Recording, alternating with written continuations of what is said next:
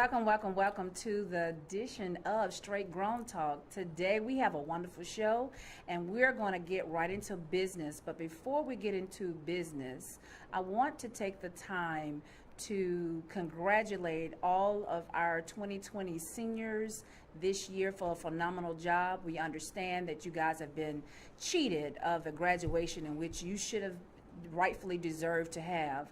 I am very, very proud of you guys, and hopefully the school system will make this up to you at some form of fashion. Many school systems are trying to be creative and making you guys some type of way whole. I also want to take the time to congratulate our middle school students too that are going to high school. So congratulations to my class of 2020 middle schoolers. So you're about to go into high school this year. Best luck, wish you well, and look forward for you guys going back to school come this fall. Also, I want to discuss real quickly about make sure you stay safe during this COVID pandemic season. Wash your hands, be mindful, stay 6 feet apart, and make sure you take care of yourself. If you're sick, please do not infect anyone else by going out in public and cough. So, today I have with me two phenomenal women that are going to talk about the real estate industry. Many of you guys know that I deal with the drama end of real estate. So today we're going to talk about the positive side of real estate, which is the buying process. So today I'm going to have my two co-hosts introduce themselves and tell us just a little bit about what they do. So I'm going to start from left to right. Right. Well, hello, everyone. My name is Keishana Gresham, and I am a loan officer. I've been a loan officer just a little bit about over 5 years. I bought my first home, loved the process, thought it would be something I want to do, and especially for our community. So I'm here about building wealth, generational wealth, and a lot of people become millionaires off real estate. So, and to my right.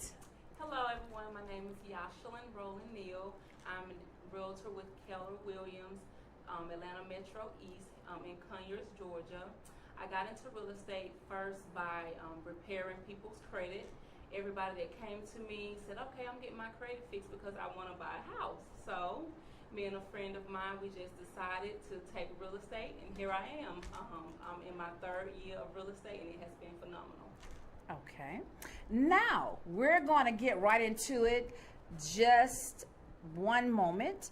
I want to take the time to talk about very briefly that in this economy we need to be very mindful of the small window of opportunity that we in our society have to move forward.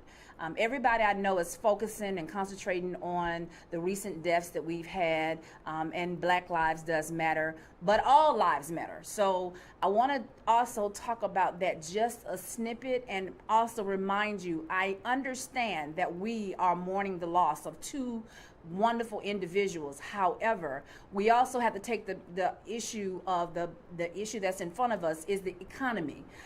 While we're out looting and rioting and everything else, the government is still moving, and they're putting laws in place that you might not be aware of. And some of the laws they're putting in place happen to affect us in buying a home, our financials, currency, stuff like that. So guess what?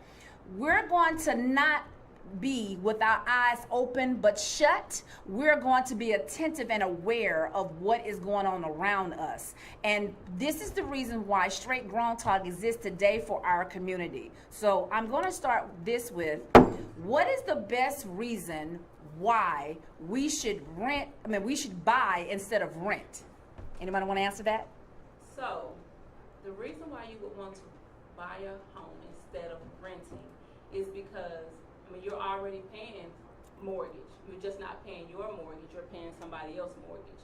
So why help someone pay off their mortgage when you could be paying off your own mortgage, and then you one day in return can become someone else's landlord and build wealth off of collecting rent from someone else. Okay. So today I want to talk about the steps of purchasing. What is some of the first steps that everyone needs to know about purchasing in a home? Because everybody seems to think that once I pick an agent the agent does all the work, and that's just not true. So let's educate them, ladies, and tell them what the real deal is. So most people, like she stated, will contact, they're like, I want to purchase a home, so I'm going to contact an agent. When in all actuality, you should actually contact the loan officer, because the agent is going to take you out depending on your budget, but you need to know what your budget is. So if you don't know your budget, like, hey, I saw this $350,000 home, but do you really want a $350,000 mortgage? Do you qualify for a $350,000 mortgage? Because there's, like she states, there's a lot of guidelines to lending, and it has changed, and it's constantly changing because of the whole COVID-19 situation. So with that in mind, the best thing to do first, do your research, but it's also good to ask your agent, because most of your agents have built a very strong foundation and relationship. So when they refer you to a loan officer, it's not to make money off of them. It's because when it goes down to the wire, or if they really need someone to have their back, they know that person's not going to fold. They're going to go through. And me and Yasha, we, done business together. We know what that's like. If she calls me at 8, 9 o'clock, hey, there's something going on. I answer my phone. Okay, let's talk about that, because I know for a fact these young ladies work long hours in the night, and we all conversate sometimes at night trying to make sure that our clients get to the closing table. But before we get to the closing table, we need to go over some household issues of getting us there. So some of the questions I do want to ask you is, if I'm self-employed, can I purchase a home? You absolutely can. Self-employment does not mean a death sentence when it comes to purchasing a home. However, you need to be very mindful when it comes to being self-employed. When you file your taxes, it sounds so good to write everything off, but it will hurt you when it's time to purchase a home. Have balance. Yin to yang, you want to have your balance to it. So it's okay, you don't want to owe the IRS $100,000, but you also need to have income as well. Okay. So if I'm hearing you correctly, the first steps that we need to be prepared for when we reach our agent or determine who our agent is going to be, what are those 3 steps? Okay. First, before you reach out to me, make sure you know your credit score. Even if you don't, still reach out to a realtor, because they can help you get you there, or they'll just send you over to the loan officer so that they can tell you what your scores are. But these are the things that you are going to need before you are pre-approved. You're going to need, it used to be a 580 or higher. Now the minimum score is a 620. Some mortgage lenders will do a 580, but you're going to end up paying for that low credit score. So I would say at least try to get up to a 620 to get a better number when it comes to what you have to take to closing. The next thing you would want to have are your tax returns. So you would need your 2019 and 18 tax return. They need the W-2 and the tax returns. They need both. If you do not have both, you can go to the IRS website, register for you an account, and pull your transcripts and hand those over to the loan officer. Next, the loan officer will need 2 months of bank statements, all pages. I don't care if the last page is blank. They want to see that last page that says blank, okay? They want to see a month of check stubs. It has to equal up to a month of check stubs. And if you're going to draw from your 401k, print out that statement so that the loan officer can see if you're going to be withdrawing from that account, that you have the funds in that account in order to draw from. Okay, so now you're basically saying we need to make sure our taxes, we need to make sure that we have income, we need to make sure we have our money in place. So what is the next step that we need?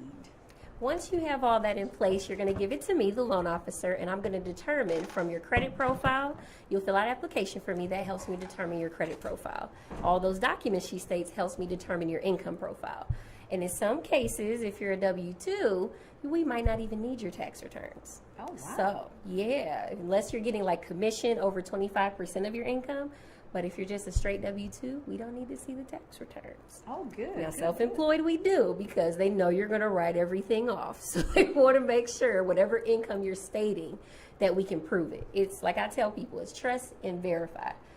I trust that you're telling me the truth, but I gotta verify it Yeah, because you got to do your job. yeah, because I have a judge, jury, executioner, aka underwriter, who's There you going go. to make sure that we have that. So Right. yes. Okay, so let me, I want to talk about this real briefly. So let's say, I already said that I'm a self-employed. And let's say at the end of the year of 2019, I owe the Internal Revenue. How do we deal with that in purchasing with a home? Ooh, so you can owe the IRS and purchase a home. There are steps to this. You have two options. You could either pay it off in full, or you can already have set up a payment agreement with the IRS, because they'll give you a certain form, set up the agreement. I tell people, make it as low as possible when you're looking to purchase a home, because that payment we have to deduct from your income. And you have to make 3 month-to-month consecutive payments. You can't just go on the payment plan that day and pay all 3 at the same time. You have to do it month to month. Ooh, so there might be a temporary delay. Yeah, if you haven't set it up yet, yes, but now you know. So there's some tricks after all. See, I tell people all the time, some tricks it is. That's some tricks it is. So, what does my debt ratio need to look like? Ooh, so the ideal debt to income, I tell people, for all boards is 41 to 45%. The reason I state that is because if we have anything that you didn't tell me about, we have a little wiggle room just in case. Not saying that you would lie to me, because I know you wouldn't do that. But you might not have thought something was important, and hence, if you're at the top and we blow on it, it could blow the whole thing up and you can not qualify anymore. Wow. So 41 to 45% is a pretty good place. You're going to put yourself in a good bucket when it comes to interest rate, and also the higher your credit score, the Okay. better interest rate. So, is that top heavy or bottom heavy? Because a lot of people don't understand what I mean by that. Top heavy for is utilities, and bottom heavy is for is okay. So, can you go into detail? And Yes. I'm sorry if I'm jumping ahead, and she's going to explain what I mean. Yes. So there's 2 different ratios that we look at. We look at something called a housing ratio, and then your debt to income. The housing is just your gross income with this proposed mortgage you're taking on. That's what you'll hear somebody say, the front end ratio. Then debt to income is your back end ratio. That is that proposed mortgage you're taking on plus all your monthly credit liabilities. So example, your car note, your credit cards, any installments, loan agreements. Now utilities are not included, rent is not included, because if you qualify, you're not going to have that rent anymore. And utilities, that's not something, luckily, for people that they're going to qualify you on. They're looking more on your credit report. And if you're having any type of child support, anything that you're paying on, even on your payroll or pay stubs, if you're buying equipment and you're paying that back, that's something we look at as well.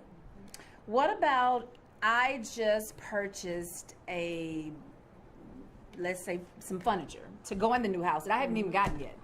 But it's on a 90 days same as cash. I know that's a no-no, but I'm just using a scenario. But it's on a 90 days same as cash. Will that count against me? They have it on your credit? Absolutely. Oh, wow. Yeah. Even though I pay it off before I go to closing? Now, if you pay it off before you go to closing, not only do we have to show proof, we're going to not only have to show proof that you paid it off, we're going to have to show the proof where those funds came from. Okay. So we have to track the money. So let's talk about this wonderful stimulus money. Can I use some of that to go toward my down payment? You can. Okay. Now, it can't be used for income, but yes. It Good. can be used as far as like Your your down funds. payment, your funds to close. Yes. Okay. So ladies, let's talk about a little child support. Let's say hypothetically the person came to you that didn't make quite enough income, but they happen to remember they have child support that come to them every month. That's not deposit directly into their bank account every month. They get it hand in hand. So how does that work? That one's a little tricky, but we can still track it. If you're getting it the same time every month, please put it in your account. Do not just take the cash in hand and not put it in there. Like I said, we have to have a track record. We have to have an agreement that you guys have wrote together. Plus, we look at 12 months of this agreement coming into your bank statement. So we're going to look every month. If you're getting $350 from the other parent, We're going to look every month to see if you're having a 350. So does that mean that if I'm doing that, you need more than just 2 months of bank statements? Oh, wow. Okay. whole year.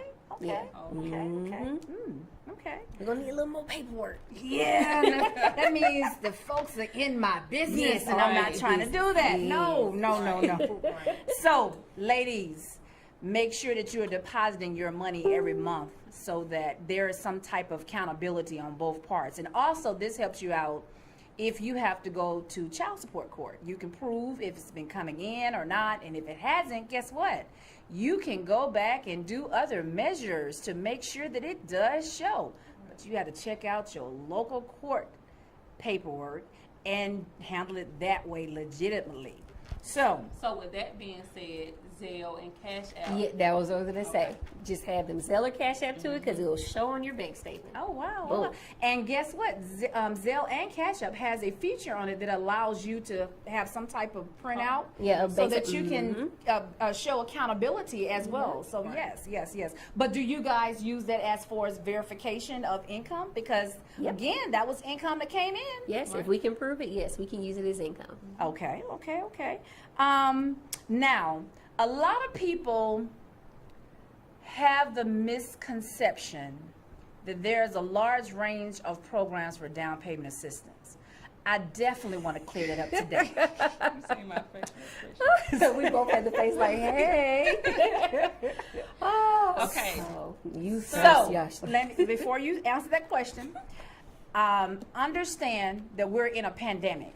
So a lot of the funds that that you normally would have in order to be able to put your down payment is not available because the government is trying to help everyday citizens put their things together back in line. So we're trying to get stimulus checks, they're trying to do all those wonderful things. So the funding is coming from somewhere. They're not too much focusing on making sure this pot over here is filled to the capacity in which it should be to help people that are trying to get home. So let's answer the question at this point. Okay, so I did have one client. She wanted to hear from Georgia Dream themselves. So she reached out to them, called. Hold on, what is Georgia Dreams? Georgia Dream is a down payment assistance program.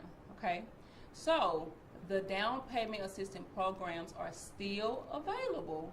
The thing is, lenders have suspended using down payment assistance programs. Keishana, do you want to explain why? Yes, the reason is because with the whole COVID-19 situation, I have unfortunately seen people who closed on their loan and got laid off right after, or even before their first payment, or even after. And there's so much more to the loan after it closes. So with that in mind, they're like, we'll give you guys the funds, but if this person loses their job, you're going to have to buy their loan back.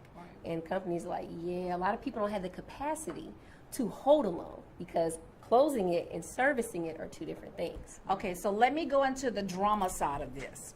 So as I spoke with you before, about I handle the drama in, and what she's saying about banks buying back the loan. I don't know if you guys remember when we went through the recession in 2008 and 9, a lot of the banks went under trying to buy back bad loans. And this is where people were losing their jobs, they wasn't paying, we put them in forbearances like they've done this time and praying that everybody will get back on their feet and pay.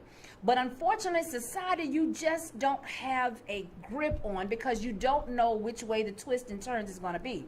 So let's say this happens again. This time the banks have said, nah, we're not interested in losing the amount of money that we lost in 2008 and 9. So what they're wanting to do is put an insurance policy in place and said, okay, this is what we're going to need from you to back this loan instead of. Because they want to be guaranteed their fundings. And also the investors that are investing in the loan. So understand, banks have investors that invest in the mortgage itself. The paper that they're selling to the investor comes from the loan that you're buying, which is your house, which is backed by the property. So that means that the house itself that you're buying is backed by a note, which is secured by a bank and or a investor. So they want to make sure they get their money back this time. They don't want to be in a predicament where they just do not receive their funds. And they're praying this time, even with all the large forbearances and very happy that they were giving them out. But understand, at the end of the 4 to 5 months, they're going to want every penny to the T of the money that they did not receive during this pandemic back. Right. So my next thing to you is, should I look for a mortgage lender, or should the realtor look for a mortgage lender? So when contacting a realtor, if you're already pre-approved and you already have your lender, that's fine. But majority of the time when you contact a realtor, we have preferred lenders that we work closely with. We know how they work. We know what they need, and the relationship is there. And I know that lender is going to do everything, going to fight, going to go back and forth with the underwriter if needed. So you want to make sure that lender is going to have your back when something gets hard. Because I know some lenders that, okay, if something comes up, they leave it to you to figure out. Come get back with me when you figure this issue out. But the ones that I have on my team, especially Keishana, we figure it out. We stay up 2, 3 o'clock in the morning trying to figure out how can we get this to close. And I don't think a lot of people understand how hard we fight and work for our clients when you're at home sleep, probably not worried. But we are, because our goal is to get you to the closing table so you can achieve the American dream of becoming a home. And listen to what she said, the American dream. Most people in the U.S. want to have some type of ownership. And believe me, if you have a, excuse my French, damn good realtor, she will go whole 9 yards for you in regards to making sure you get the end results in which you want, which is your home. Yes. And these two teams join together and make it happen.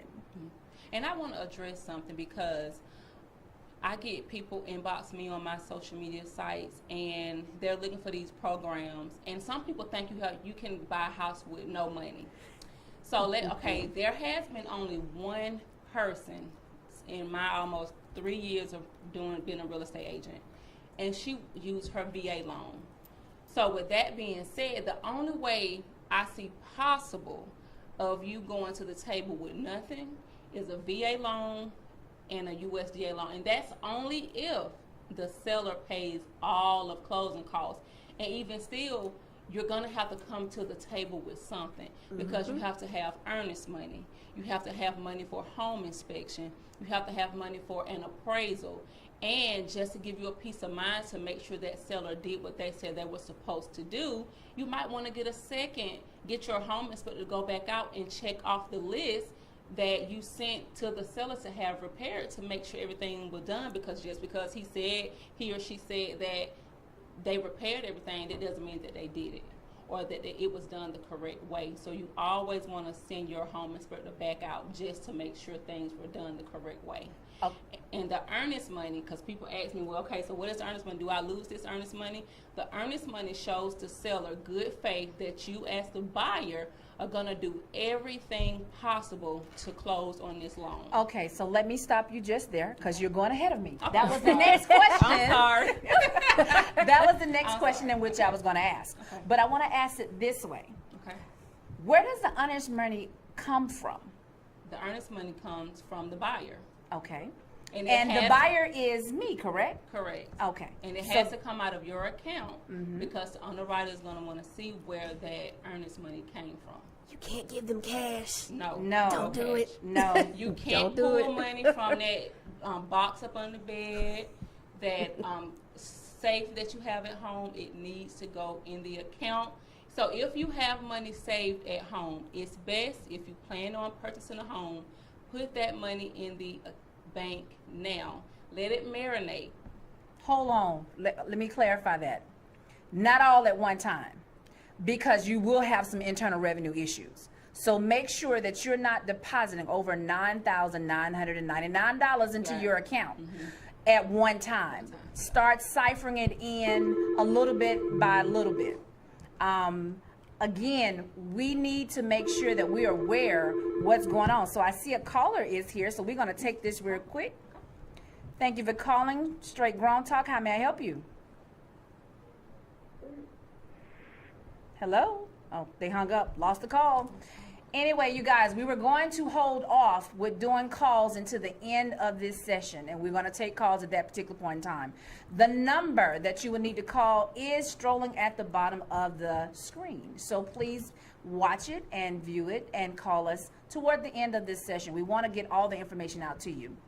Again, we were talking about depositing money into your account. If you have money that's in a safe that you want to use toward a down payment, or you want to use toward earnest money or you want to use toward inspections or anything else. So that was going to be my next question. Once we've gotten all the order at hand of what we need to have, and at that point, I think we are at the pre-approval point? Yes. Okay.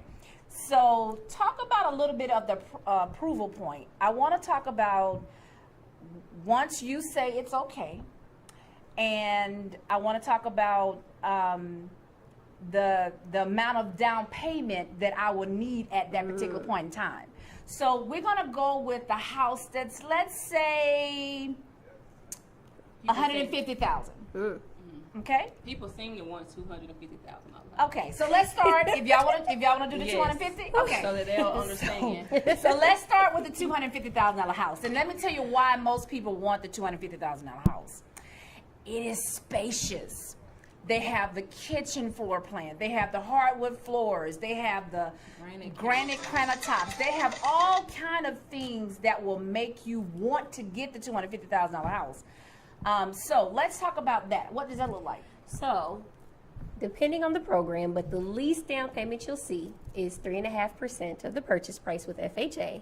VA, if you are a VA veteran, those are phenomenal. There's So no when you down said payment 3.5%, what are you talking of about? the purchase price. Okay. So if your purchase price is $250, 3.5% of that is just your down payment. And let me make What sure I does say those this. numbers look like? Let's talk about Let's that. say, let's put this up. Let's put the calculator. Oh yeah, we got time. Let's pull the calculator out. Let's get some figures the little down. calculator out. So at $250,000, you're looking at a 3.5% down is $8,750. Woo! That's just your down payment, because there's a difference between down payment and closing costs. Those are two separate things.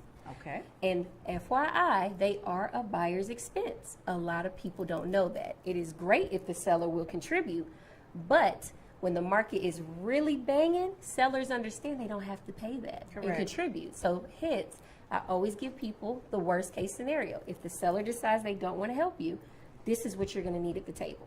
Because there's nothing worse than money shock. Yeah, I know. You get to the table and be like, oh. You're like, wait a minute, wait one a minute. prepared, one prepared. So yeah, so with it, that's just your down payment for FHA. VA is no down payment if you're a veteran. Fannie Mae and Freddie Mac is what you'll hear a lot in the news. That is conventional. Those are just two different entities, but they're under the conventional. You can have a 5% down, or if you're in a certain income bracket, you can do a 3% down. Okay. So that's just your down payment. Okay, so let's talk about, we've got beyond the down payment, and we haven't gotten to closing yet, but I want to know Once you're when under contract. Right. Oh. Well, hold on before we get into contract. So at this point, we've gotten approval, and now we're going back to the agent, right? Right. Okay. So let's talk about how that mix was, because I want to make sure this is a smooth transition. Okay. So now we're back at the agent. What's next for you? So with me, I'm going to ask you your preferences. What would you like in your home? What are the must-haves, and what are the, if I can get this, this will be good too? The area. So I ask for areas because I've had clients that will send me houses and we go out. She's like, oh, we don't have to look at this. Oh, it's too far. And I'm looking like, oh, okay, you didn't Google this before we got out here. So I always ask area, the preference. Most people are concerned about the schools. So just Very send important. me things that are in the area that you want and tell me what you're looking for in a house so that I'll know when I'm searching, because I'm not that agent that's going to tell you, okay, well, send me what you find. I also help you look for what you told me that you like. Then we will narrow the search down. And one day I'll take you to see at least 5 or 6, depending on how many clients I have lined up for that day, because I want to make sure that I'm assisting all of my clients. So we will go out, look at the house. I always ask before, if you say, oh yes, this is it, I always ask the questions. Are you sure? Can you see yourself pulling up to this house every day?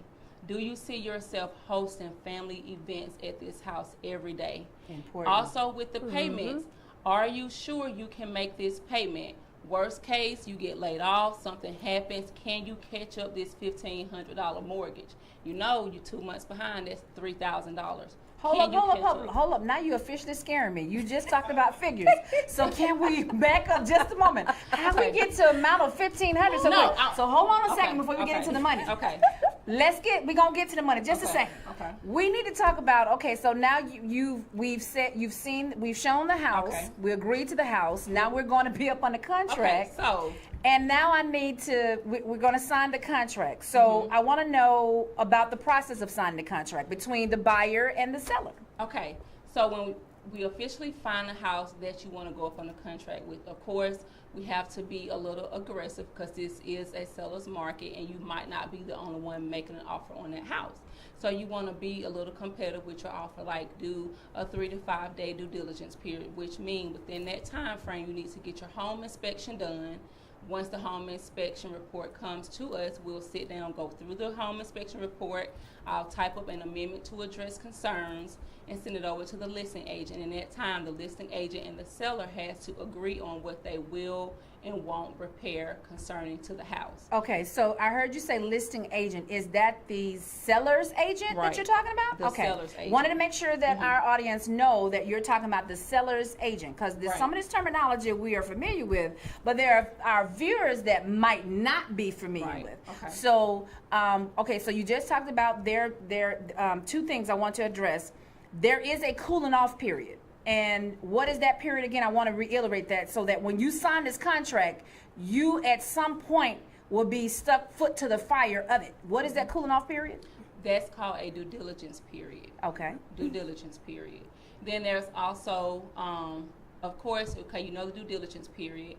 And then once you go up on the contract, I always put in my contract 3 days. 3 days to get me that earnest money. It gives you time to, go to the bank, get the cashier's check or wire the funds to the closing attorney. My office, we prefer for the closing attorney to hold the funds instead of our office holding the funds. So good deal.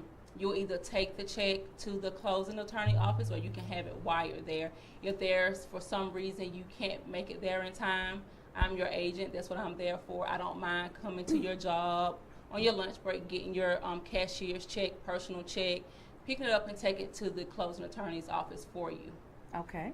So now that we've gotten a contract, and what is the next process after the contract has been signed? Both parties have signed off on it. The seller's realtor has signed off on it. You have all signatures on this contract. What is the next step at that point? So, like I said, during the due diligence period, that's when the home inspection is done. Once we all agree on the home inspection, they agree to fix everything, or the things that they didn't agree to fix, if the buyer is okay with doing it on their own, then we can still sign off on it. Then that's when I'll call Keishana or send her an email and say, hey, Keishana, they agreed to everything as far as the amendment to address concerns in the due diligence period, so you can go ahead and order the appraisal. Okay, let me back up 1 second. I heard you say about inspection. Who's responsible for that? The seller or the buyer? The buyer. Okay. That's the buyer's. That's your time to do your due diligence to make sure that that house is in good enough shape for you to call it your home and for you to live in for the next however many years you plan on staying in that home. So let me break this down to you. That does include heating and air, HVAC. That does include plumbing issues. That does include roofing. That does include if the home has a jacuzzi in it. It includes everything inside and out of that home. This is the time to address those issues. Right. And another thing that people don't think about, but I had this issue when we purchased our home, septic tank. If there's a septic tank on that property, you need to have it inspected or put it in the amendment to address concerns to see, ask the seller when was the last time this septic tank serviced, and if it hasn't been serviced, to get it serviced. That can be put in the amendment to address concern because I just did it and the seller agreed to have it serviced. Okay. So now we've gotten the contract in place and everything is in order. So now we look like we're going back to the lender. Yeah. And what is our next step with you? Ooh, so what we do after you've been pre-approved, you find your beautiful dream home, you come back to me. Now, my job is to make you look like an angel to the underwriter. And notice she said make you look like an angel. So Even if you we have could be just a hot mess, but she got to put all this together. So yes. I call myself and I brand myself as the loan whisperer. The reason I do that is I want it to look like gold. I look at your situation and make this the most pleasurable, efficient process as possible. Because it's not just that you're buying a home. This is a very big milestone. You need to enjoy it. You need to understand it's an experience. So once you do that, you go under contract. I'm going to do what I need to do. So the underwriter looks at you and says, hey, we don't have any issues. Now we have the full approval with the collateral, which is the property, with your credit and the capacity. They have to make sure that you are good to go. Okay. So now that we've gotten back to the underwriting, we now need to know these wonderful figures that my friend over here told me about was $1,500. So can you elaborate on how we come to the determination of what the dollar figure would be per month? Can you break that down to Yes. So what we do, once I have the contract, I'll look at if the seller contributed, because that takes from what you're going to bring. I'm going to look at your earnest money. That's subtracted as well from what you needed funds to close. One thing that you're going to pay for up front with us is an appraisal, because we need to make sure that this house is worth what you're purchasing it for. Then once we do all that, we'll start sending you documentation in regards to what your amount you're going to need to bring. And you're going to see it multiple times throughout the process. Okay, so before you talked about down payment, and now we're talking about amounts that's needed for closing. So tell me what those figures look like, and then again, I want to talk about some numbers of how we derive it. Is that the figure for the $250,000 house, the $1,500? So with it, I'll give you So an she's idea. breaking out that calculator again. That means, ladies, she's going to give us some accurate figures. So normally closing costs can range from 3 to 5% of the purchase price. Normally it's around 4. So we'll do 4%. Now, in that closing cost, it does include taxes and The escrow, PMI, escrow, all of that. the attorney that they charge for doing the closing, doing the title work, everything. Closing costs is everything that's not the down payment. So Now understand, you're not getting this house for free. Everybody got their hand out, including the realtors. They have a percentage in this too. So them showing you these houses, it's not for free. Trust and believe. You wearing and tearing on that car and that gas, and trust me, we want to get paid at the end. Right. So we're gonna do what we need to do to get you to the closing table, because again, nothing in this world is for free. We have to get paid. This is not a 501c company. Okay, please understand it. And just know we don't get paid until you close. Correct. Go ahead. So with it, 4% of $250,000 is $10,000 for your closing costs. So at the table, she initially said $8,000 Just for your down payment. For my down payment. So I need an additional. $10,000 for closing costs if the seller doesn't pay anything. Oh wow! So you're saying I need about approximately $18,000. $750. So about $19,000. Wow! For a $50,000 house. But with your agent, that's when we come in and try to negotiate to get the seller to pay majority of that $10,000 towards that closing cost. So of that $10,000, what I do, I ask my client, okay, how much do you have saved? So you know your $8,750 have to come out of that. So how much of this $10,000 are you willing to pay? So that way I'll know what to ask the seller for in closing costs. Some might say, okay, I can contribute 5, and they contribute 5. Some might say, well, I really don't want to contribute anything.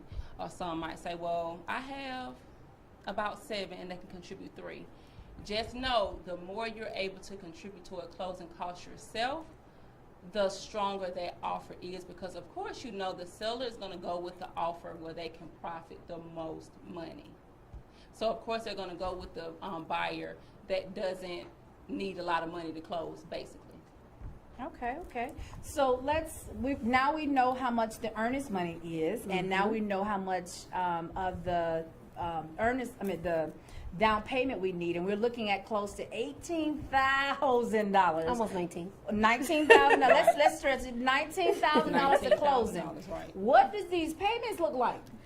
So, for a $250,000 home, you're gonna range between $1,400 to $1,600 a month.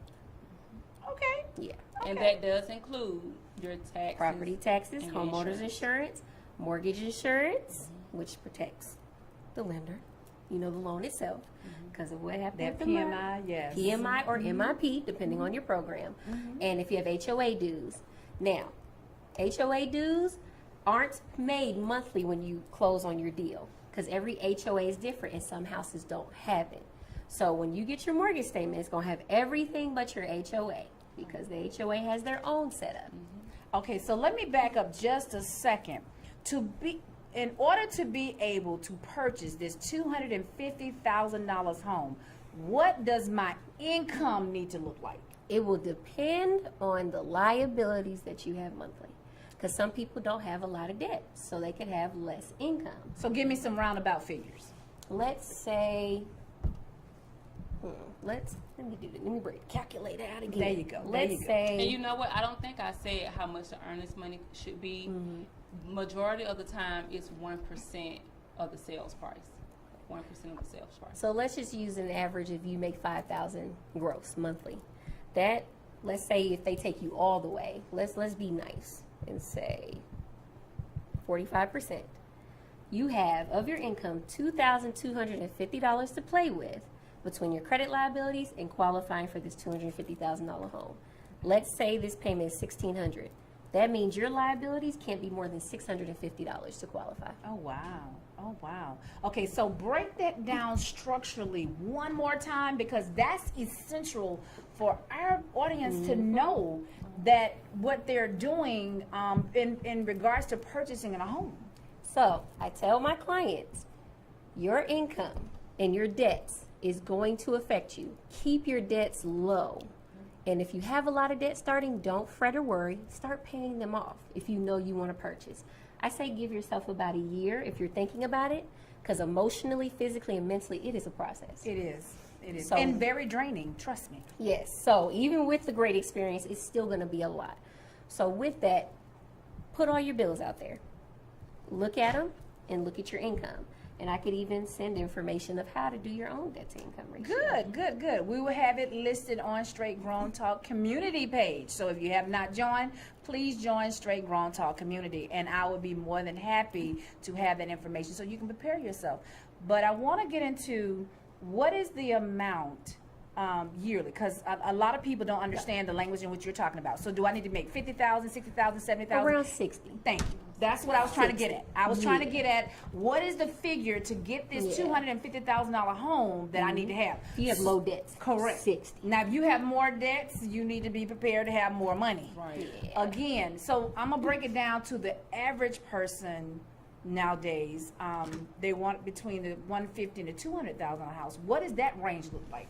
That could range from $1,000, even about $950, to about $12, $13, depending. And their income yearly needs to be? It could be around, really depends. It could be 35 to 50, depending on what your debts are. Okay, so remember, you can have the $35,000 to $50,000 income, but it also depends on how much credit card, how much bills, how much liability that you have going into this situation. So please remember that when you're calculating this, and all this information is going to be into the Straight Grown Talk community page. When you're calculating your figures, you have to take in consideration of what they told you. Front end debt and back end debt. 41 to 45%. Your debt ratio has to line up together. So yeah. And I will say this. If you are planning on purchasing a house, don't go out and get a car.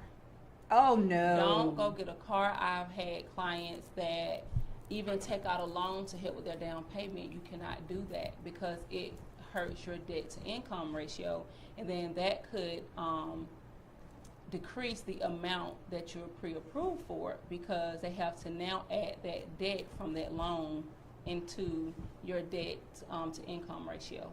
So please, please, please do not go out and get new debt. Don't go get a loan. Don't go get a car. Don't co-sign. Please anything. don't. Please don't Do not for co-sign. anybody. Yes, Don't. yes, Please. yes.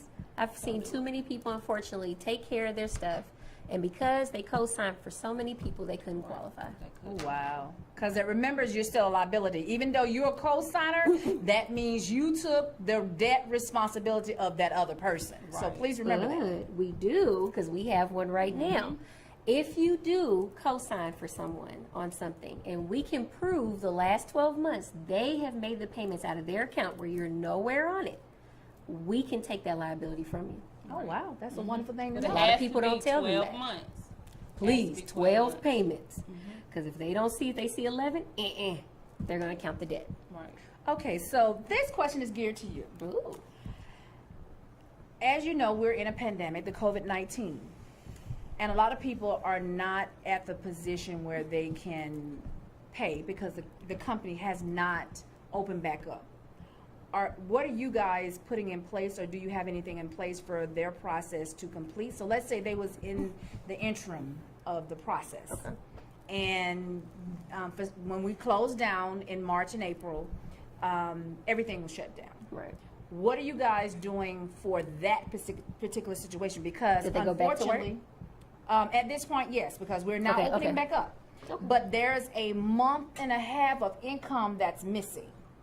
How are you guys handling that? So, like I said, every day it changes, and recently they just updated. If you go back to work, we have to see you back to work, a pay stub, and I'll tell you guys, realistically, you want to see at least 30 days. They might see one, which is good, but just to be a little wiggle room. But they need to see it at your full pay.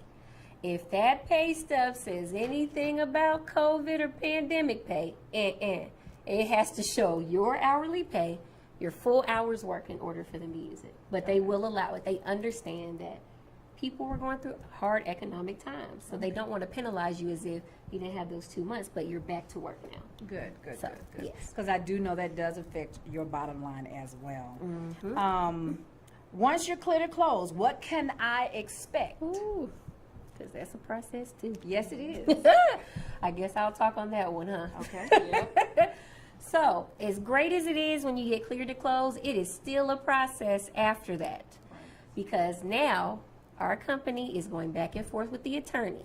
So, to piggyback on when they do a contract, a lot of them use attorneys that they have relationships with.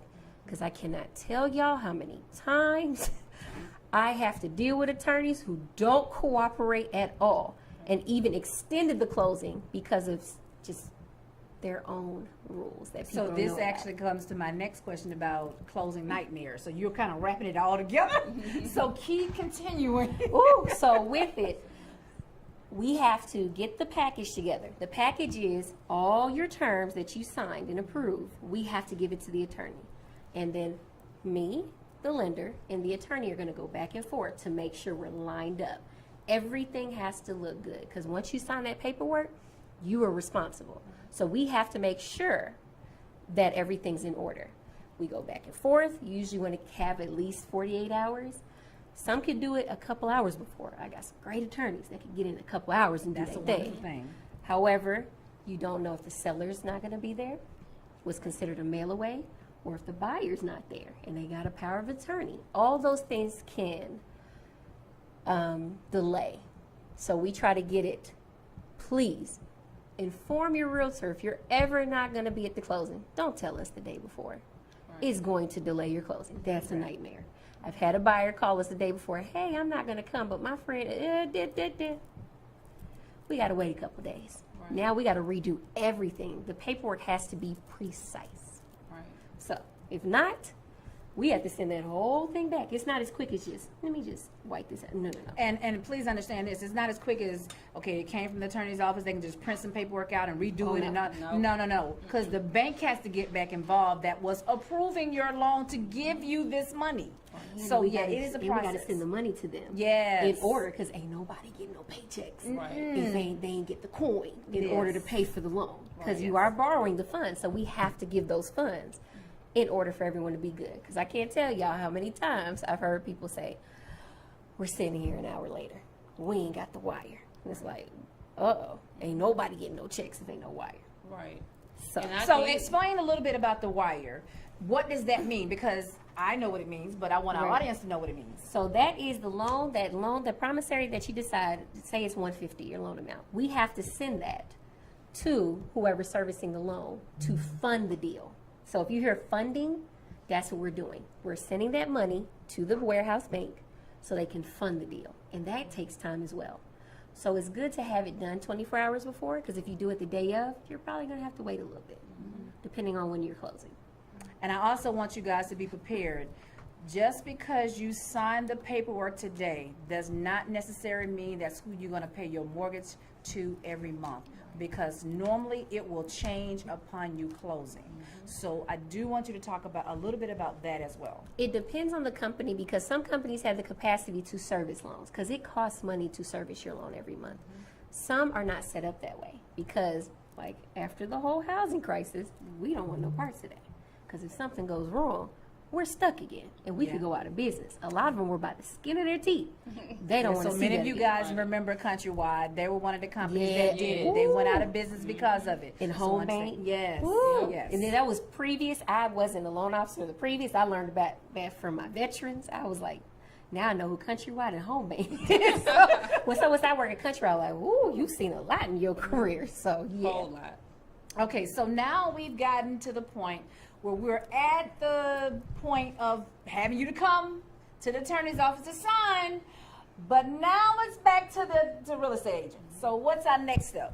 So, of course, the night before or a couple days before, the closing attorney would have sent you an email with wiring instruction. Usually you have to have a password or something to get into that email, because hackers, they hack into the emails. It has happened to me, but I already knew, because a lot of people don't know. If you click on the name that's in the email, it'll tell you the email that it's coming from. And if it don't match up, you know it's coming from a hacker. But you always want to make sure when you go to the bank or when you call over the phone to do your wire, that you make sure the numbers match up. You call the closing attorney, are these the correct number? You go over those numbers. That's with them all you do. 2, 3, 4 times if needed. Make sure those numbers match up. Once you verify with that closing attorney, you call your bank, or you go to your bank and say, here's the paperwork with the routing number, the account number, who it needs to be made out to wire my funds to close. To piggyback off of that, do not accept any wiring funds in an email form. I don't care if it's from your lender. They should know better. Right. But call them, because she'll show you, I send a whole wiring instruction thing like, yay, congrats, this is when your closing is, bring your 2 forms ID, whoop. I'm a whole white glove service boutique over here, because I want to simplify it, because as you state, you don't know my jargon that I do every day. I want you to feel that you had the knowledge and the power, because if you have the knowledge, you're the powerful one. But if you're doing your wire, call the attorney. I put it in there. I don't even tell you what it is. Call the attorney to get your wiring instructions, because unfortunately I've seen, luckily it hasn't happened to any of my customers, praise God, but I have seen where they've gotten the email instructions and the attorney never got it. Right. Oh, wow. I've heard of someone $100,000 And it's just Gone. gone. And you can't close unless you have another $100,000 sitting somewhere. It's not the attorney's responsibility. The lender's not going to take responsibility, so now you just don't have a house. And I don't want anyone to feel that heartbreak. I know it's one extra step, but it can save you. Yes, yes, Call. yes. Please. Okay, so now we have gotten the funds in place. Mm-hmm. And all the paperwork is at the table. And now the attorney, maybe you and the client is at the table I to know. sign. And now we need to know what is that final steps, and we're going to start wrapping this up. The final steps, like I said, is to make sure your funds are wired to the closing attorney. You're going to be to the closing attorney on time and have your ID. Do your wire the day before, Yeah, just in wire case, the day especially before. with COVID. Mhm. Do your wire the day before. Have your ID. Come there, and because of COVID-19, they're really not allowing the agents to be there. Or the Some lenders. will, some They don't like us at all. won't. They won't allow us at all. And then like the extra family members, they are just not doing that now. Also, at the closing table with the seller there, you want to get the Extra information keys. for the electricity, the water, cable. Of course, you're going to get the keys, a garage door opener, even though you're going to change your locks once you get in the house anyway, because you just never know if that seller has extra keys somewhere to decide, okay, I'm just going to go pay them a visit. So you always want to change your locks. And then at that time, I give all of my clients great closing gifts. So that's when you will receive your closing gift at the closing table. And just because you have gotten your keys, you're done, you are a new homeowner, that does not mean that I cut the cord and I don't want to talk to you no more. I'm still always available for my clients. All of my previous clients will tell you if they call me, I'm still there for them. Okay. And I'm your lender for life. I ain't going nowhere. So there you have it. We have the process from beginning all the way to the end of your buying process for real estate. I hope this session was a phenomenal experience for you guys to hear how the agent and the lender work hand in hand. Before they leave, I do want them to give their information out. And then I'm going to come back to you because I also want to talk about a very important sponsor that happens to be in the building. So let's talk about how they can reach you. All right. You can email me at realestatewith, and with is spelled out, Yoshalyn, YOSHALYN @yahoo.com. Facebook, Yoshalyn Roland Neal. My business page, Yoshalyn Roland Neal Realtor.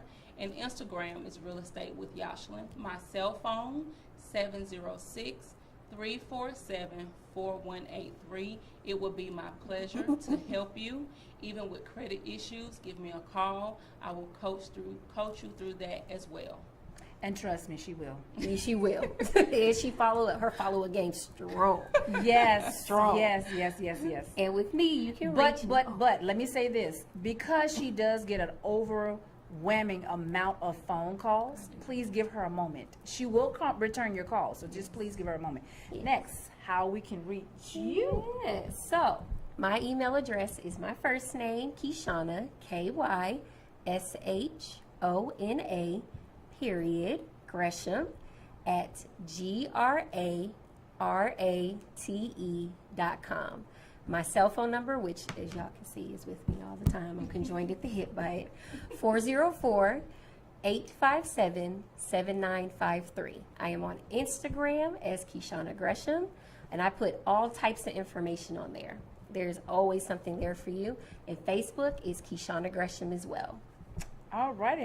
There you have it. I am your host, Laquel Farley. You can reach me at Straight Grown Talk at Straight GT, Facebook, Instagram, it's all the same. Or you can email me at straightgt@usa.com. Yes, I do support USA.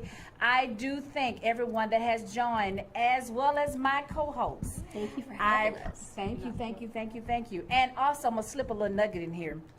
Today we have a young lady that I promise you I couldn't do my social media without her. Her name is Candy Martin.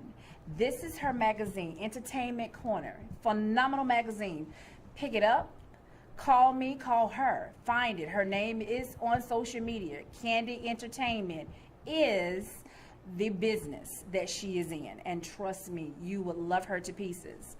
She handles all those wonderful posts you see on my Facebook page, on For Straight Grown Talk. I don't handle any of that, but I want to give her kudos for not only showing up today, but to also thank her for all the hard work that she's done for Straight Grown Talk over the past year. So I'm very grateful and thankful for you. Thank you. There you go, ladies and gentlemen. You have had a wonderful day with us on Straight Grown Talk, and we will see you soon. And look forward to all the love, peace, and joy that everything offers. Remember, do not let dream killers kill your dreams. Again, remember, do not let dream killers kill your dream. I am your host, Laquel Farley. Love you.